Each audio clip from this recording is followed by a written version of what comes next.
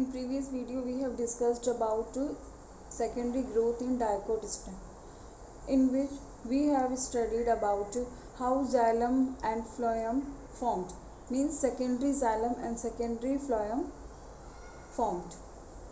As a result, width of stem increases and stem becomes woody. So we can see different types of wood during secondary growth on the basis of cambium activity. Means secondary xylem और secondary phloem जो produce होते हैं, उनका production होता है that is from vascular cambium, and secondary cortex and core का जो formation है वो होता है core cambium से. तो उस बेसिस पे ये जो वुड फॉर्म होती है, यानी इसमें भी रिंग्स जो बनती हैं xylem phloem की, उस बेसिस पर would is divided into two, spring would and autumn would. अब ये जो बेसिस है ये कैसे डिवाइड किया है उसको on the basis of cambium activity. लेकिन इस वुड में हम ये डिफ्रेंशिएट कैसे करेंगे, दोनों को डिस्टिंग्विश कैसे करेंगे on the basis of xylem. See spring wood क्या है? स्प्रिंग वुड वो है जब कैम्बियम है वो मोर एक्टिव है. तो first difference is when cambium is more active, यानी स्प्रिंग सीजन में कैम्बियम जो है that is more active. Cambium is more active in spring season. यहाँ पर ये सीजन है. क्यों है? क्योंकि देखिए कई जो टेम्परेट रीजन है जहाँ पर हम कहेंगे कि जो गर्मी है वो बहुत कम पड़ती है, लेकिन स्प्रिंग जब सीज़न आता है तो टेम्परेचर है वो थोड़ा हाई होता है.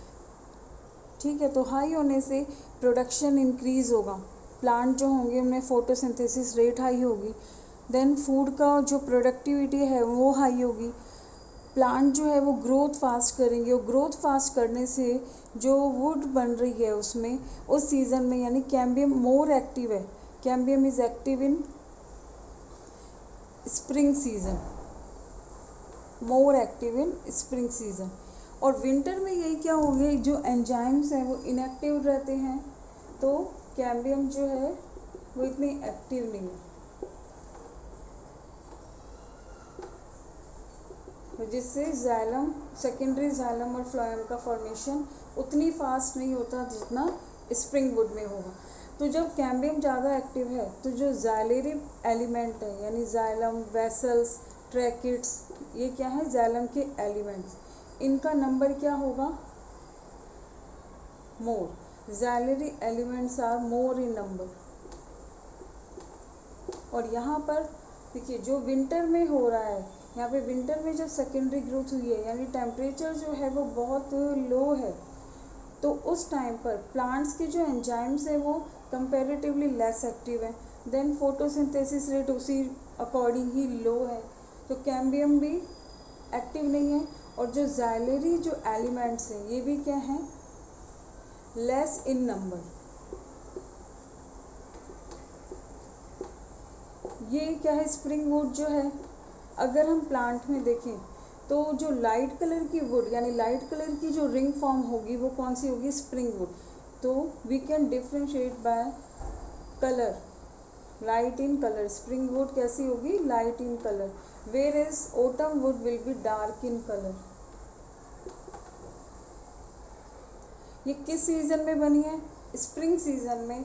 ठीक है, तो स्प्रिंग सीजन में बनी है. अगर हम देखें कि स्टार्टिंग से कि स्प्रिंग सीजन पहले आ रहा है, विंटर लास्ट में आता है, तो इसे हम कहते हैं early wood, and it is also known as late would.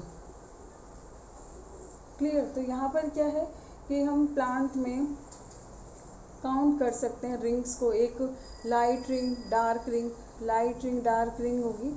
इससे क्या होगा, हम प्लांट की एज को भी कैलकुलेट कर सकते हैं, क्योंकि वन तो light ring and one dark ring, यानी 2 रिंग्स बनेगी. 1 ईयर में कितनी रिंग्स बनेगी? 2 रिंग्स. तो ये हो गया 1 ईयर. इस तरह से जितनी रिंग्स होंगी, टोटल रिंग्स, उसको 2 से डिवाइड करेंगे तो वो प्लांट की क्या आ जाएगी? जिस तरह से एक फॉर्मूला होता है to calculate the age of plant. Next देखते हैं हम जाइलम की एक्टिविटी, यानी जाइलम किस में ज़्यादा एक्टिव हो रहा है, उस बेसिस पर ही वुड कितने टाइप्स की। What is hardwood and sapwood. देखिए हमने ओल्ड ट्रीज़ में देखा होगा कि जब सेकेंडरी जाइलम जो होता है वो उसका फॉर्मेशन ज़्यादा होता है कंपैरेटिवली सेकेंडरी फ्लोएम, क्योंकि सेकेंडरी फ्लोएम क्या होता है कि पेरिफेरल होता है, इट में गेट क्रश्ड। तो हम कहेंगे कि अगर कंपैरिजन पूछ लें कि किसका फॉर्मेशन ज़्यादा होता है, then you will say secondary xylem.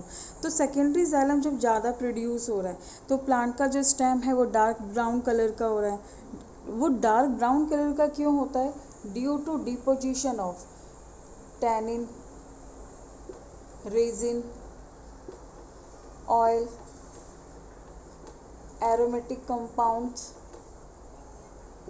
Gums, essential oils etcetera. तो क्या हो रहा है कि इससे क्या हो रहा है कि जो स्टेम है उसकी जो लेयर्स हैं, इनर मोस्ट लेयर जो हैं वो इंक्रीज़ हो रही हैं। ठीक है, वो क्या हो रही हैं कि इससे प्लांट हार्ड भी हो रहा है, क्योंकि इन डिपोजिशन से प्लांट क्या होता है कि ये वाली जो सब्सटेंस है इनमें से कुछ ऐसे सब्सटेंस का जब डिपोजिशन होता है they make the wood hard, तो ड्यूरेबल होगी। तो स्टेम जो ट्री है वो कैसा हो गया? हार्ड हो गया, ड्यूरेबल हो गया and resistant to attack the of the microorganism, कि माइक्रोब्स भी उस पर क्या अटैक नहीं कर पाएंगे, क्योंकि ये जो कंपाउंड्स हैं ये ऐसे एंटी हम कहेंगे माइक्रोबियल कंपाउंड्स हैं जो रिएक्ट करके उस माइक्रोब्स को डिस्ट्रॉय कर देंगे। ठीक है, तो अब हम इनमें डिफरेंस देखते हैं कि ये हार्डवुड और सैपवुड क्या है। ये दोनों ही जाइलम के ही पार्ट्स हैं, हार्डवुड एंड सैपवुड। देखिए हार्डवुड क्या होता है, जिसमें जाइलम जो है डेड हो जाता है, यानी उसके जो जाइलम एलिमेंट्स हैं वो डेड हो जाते हैं। हम ये कह सकते हैं it is central part of would and it is peripheral part.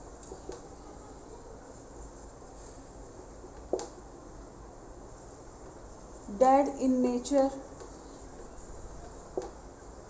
ठीक है, ये डेड क्यों है? क्योंकि वैसे तो ये भी डेड ही होता है, लेकिन इसमें क्या है कि इसे हमने डेड बिल्कुल इसलिए क्या है, because it doesn't involve in conduction, no conduction water.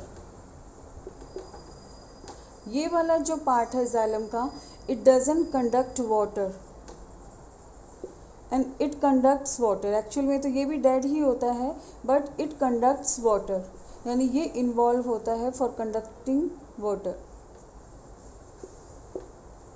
ये सेंट्रल पार्ट है और ये डेड, ये जो पार्ट है कंडक्शन में इन्वॉल्व क्यों नहीं है? ड्यू टू डिपोजिशन ऑफ, अभी हमने जितने सब्सटेंसेस की बात की थी उनके डिपोजिशन की वजह से, due to deposition of secondary metabolites. ये जितने भी हमने लिखे थे ये प्रोडक्ट्स, ये हैं सेकेंडरी मेटाबोलाइट्स, इन्हें कहते हैं कलेक्टिवली। और यहाँ पर ये वाटर कंडक्ट कर रहा है, इसे हम कह रहे हैं सैपवुड। कलर देखें तो हार्डवुड है वो डार्क कलर के,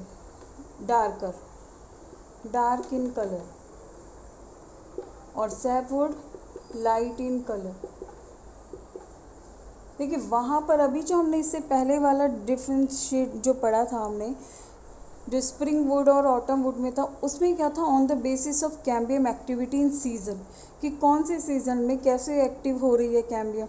अब यहाँ पर है ये जाइलम जो है उसके एलिमेंट्स में भी कैसे डिफरेंस है, कि हार्डवुड जो है उसे क्या कह रहे हैं, ये वाटर कंडक्शन में इन्वॉल्व नहीं है, ये सेकेंडरी मेटाबोलाइट्स का स्टोरेज कर रही है, it is central part. Sapwood क्या है? पेरिफेरल पार्ट है, light in colour and it involves in, हम कहेंगे conduction of water and mineral from root to leaf.